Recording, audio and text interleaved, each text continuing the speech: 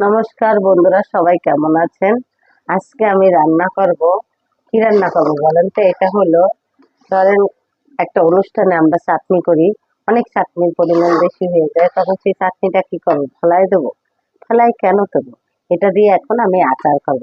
দেখেন, এই চাটনিটা আমি জ্বালিয়ে নিচ্ছি অনেকটাই, এই যে গাঢ় হয়ে গেছে, আচারের মতো অনেকটাই হয়ে গেছে। এখন এটাকে প্রসেস করব।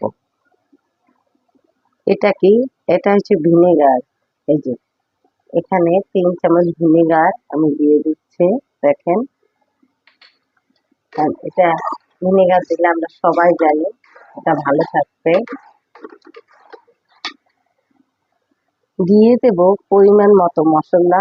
এটা আমি গুঁড়ো করে নিয়েছি ব্লেন্ডারে। এখানে হলো শুকনো মরিচ আছে 4টা, জিরা আছে, আর ধনিয়া আছে। আপনারা আপনাদের প্রয়োজন অনুযায়ী মশলা দিয়ে দিবেন। এটা আমি দিয়ে দিচ্ছি। এটার ভিতর আছে কিশমিশ আছে, খেজুর আছে, আম আছে।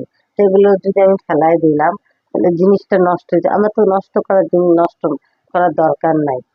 খাবার নষ্ট করলে আমাদের সৃষ্টিকর্তা, মানে আমাদের ধর্মে বলে পাপ হয় বা কষ্ট পায়, যেটাই বলি না কেন, আমি সেই পাপের ভাগের তো দরকার নাই।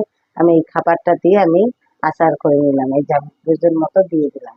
আর এটা খাওয়াও যাবে, আর খেতেও স্বাদ হবে। শুধু শুধু আমি ফেলাবো কেন বলেন তো? আর কত মানুষ খেতে পারে না। তা আমাদের এগুলো মাথায় রেখে কাজটা করতে হবে। তো বন্ধুরা, এটা স্বাদে এবং গন্ধে সেই অতুলনীয়, আমরা যেটাকে বলি ঘ্রাণ। দেখেন কত সুন্দর কালারটাও এসেছে, লুকিংটা। তা এভাবে আপনারা করে খেয়ে কমেন্ট করে জানাবেন কেমন লাগে। কারণ এখানে কিন্তু, মানে, দেখেন এখানে পুষ্টিগুণ সম্পন্ন।